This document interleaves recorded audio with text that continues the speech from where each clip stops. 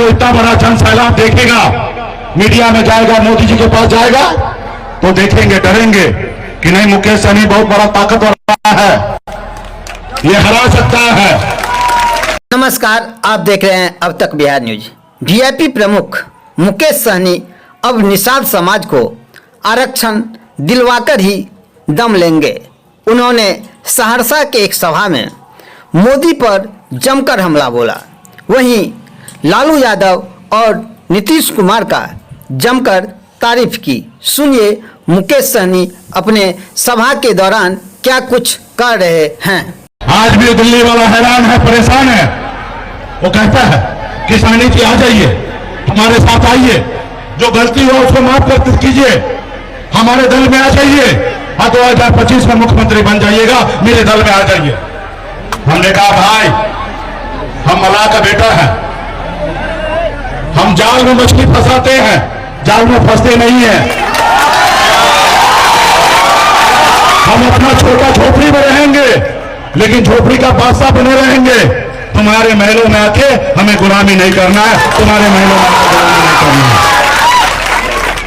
इसलिए साथियों, वो हमको गुलाम बनाना चाहता है, और हमने कह दिया भाई, हम आजाद भारत में पैदा हुए हैं, हम संघर्ष करेंगे। लालू प्रसाद यादव जी जैसे, मुलायम सिंह यादव जी जैसे, बहन मायावती जी जैसी, स्वर्गीय पासवान जी जैसे हम संघर्ष करेंगे, लड़ाई लड़ेंगे, और एक दिन कामयाबी हासिल करेंगे। सिमरी बख्तियारपुर में अकेले लड़ा, जहां एक तरफ 5 पार्टी 50,000 वोट लाया, मैं अकेले 25,000 वोट ला के दिखा दिया, और चुनाव में हार गया।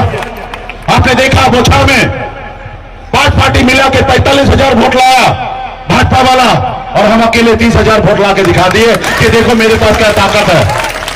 अब तब ना वो हमारे पीछे पीछे लगा है कि गलती सलती माफ कीजिए, मेरे साथ आइए, कि उनको पता है कि 24 में अगर मुकेश सहनी साथ नहीं दिया तो बिहार में वो 0 हो जाएगा, 0।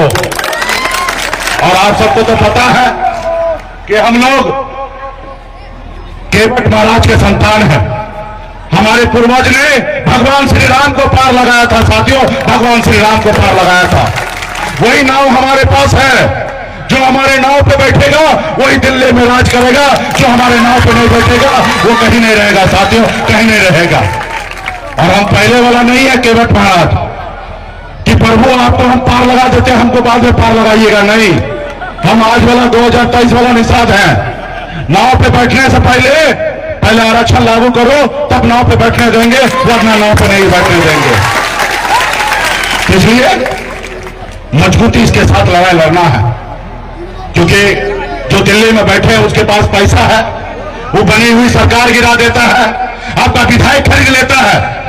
उनको लगता है कि हमारे पास पैसा है, सब चीज अपनी मुट्ठी में कर लेंगे। तो हम भी मलाह का बेटा है, गंगा माता के संतान है। हम भी बोले भाई, हम बिहार में हैं, उस बिहार में जहां लालू प्रसाद जी का जन्म हुआ। उड़ती चिड़िया को कैसे हल्दी लगाया जाता है, उस बिहार से हम हैं। उसको गलत फहमी था कि अरे चुनाव आएगा, निषाद समाज को 500 रुपया बांटेंगे, उनका वोट खरीद लेंगे, और फिर हम देश का प्रधानमंत्री बन जाएंगे।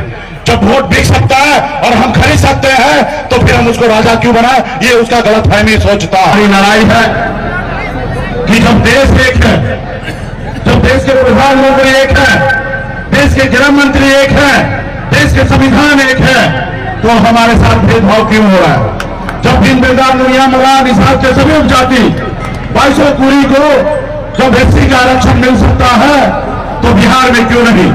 आज आप बंगाल में जाइए, निषाद समाज को एससी का दर्जा मिला हुआ है। आप दिल्ली चले जाइए, वहां पर निषाद समाज को एससी का दर्जा मिला है, लेकिन बिहार में नहीं मिला है। लेकिन आज बिहार ही नहीं, पूरे हिंदुस्तान में निषाद समाज को जानने पहचानने लगा कि मल्लाह भी कोई जात होता है। निषाद का बेटा को एक टिकट चाहिए रहता था, तो दूसरे पार्टी के पीछे घूम घूम कर अपनी पूरी जिंदगी बिता देता था, एक टिकट नसीब नहीं होता था। लेकिन आज ये निषाद का बेटा टिकट नहीं मांगता है। आपके सहयोग से हमने आजाद भारत में पहली बार हिंदुस्तान में, बिहार में 4-4 विधायक बनाने का काम किया साथियों, 4-4 विधायक बनाने का काम किया। 2020 में भले हमारे पास 4 ही विधायक था, लेकिन 74 विधायक से कम नहीं था। अगर 74 वाला समर्थन नहीं देता तो भी बिहार में सरकार नहीं बनता, और हम समर्थन नहीं देते तो भी बिहार में सरकार नहीं बनता। पहली बार ऐसा हुआ, एक निषाद मल्ला का बेटा के समर्थन से बिहार में मुख्यमंत्री बना। साथियों, ये हमने कर दिखाया। और ये कैसे हुआ? ये आपके साथ देने से हुआ। जब आपने कहा सन्नत अल्लाह आप आगे बढ़ो, हम आपके साथ हैं, तब जाके ऐसा हुआ। इसलिए साथियों, कल तक लोगों को लगता था कि मल्ला का मतलब मछली मारना, मल्ला कुछ नहीं कर सकता है, सिर्फ मछली मारेगा। लेकिन हमने बिहार में आके बता दिया कि मल्ला सिर्फ मछली नहीं मारेगा, बिहार में नेतृत्व भी करेगा। साथियों, बिहार में नेतृत्व भी करेगा। आजाद भारत में अगर सर उठा के जीना है, मान सम्मान अधिकार के साथ जीना है, तो सिर्फ दो काम करना है। एक काम, आप एक रोटी कम खाइए, लेकिन अपने बच्चे को पढ़ाइए, लिखाइए, शिक्षित बनाइए। जब तक आपका समाज शिक्षित नहीं होगा, तब तक समाज आगे नहीं बढ़ेगा। और अपने हक अधिकार के लिए संघर्ष कीजिए। जब तक आप अपने हक अधिकार के लिए लड़ाई नहीं लड़िएगा, तो आपको कामयाबी नहीं मिलेगा। संघर्ष करना पड़ेगा।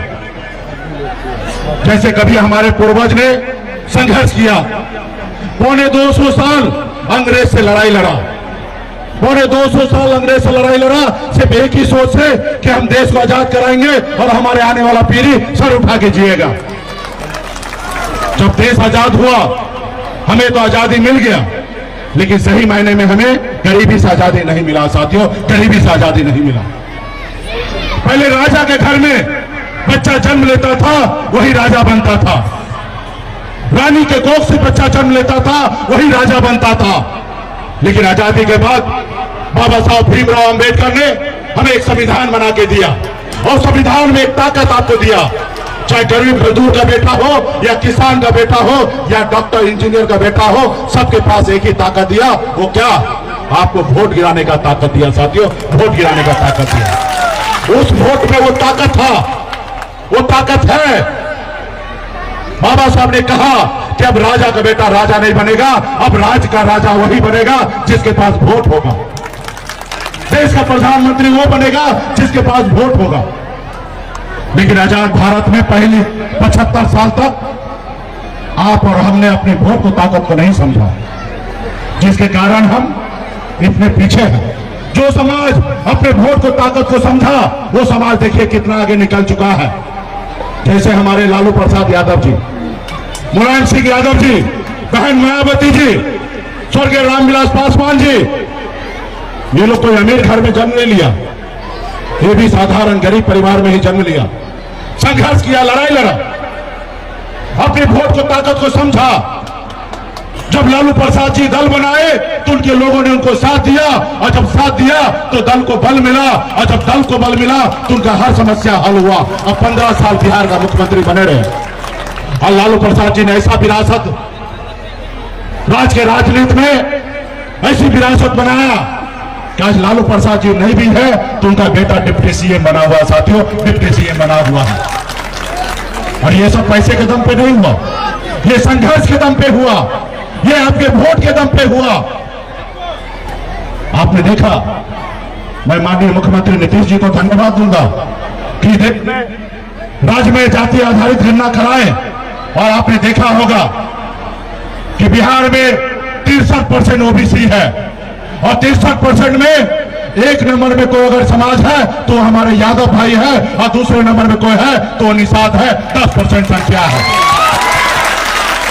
आपके पास वोट है, आप संघर्ष कीजिएगा, लड़ाई लड़िएगा, तो निषाद का बेटा भी कल बिहार में मुख्यमंत्री बन सकता है। साथियों, बिहार में मुख्यमंत्री बन सकता है। जब संघर्ष कीजिएगा तब जाके ऐसा होगा।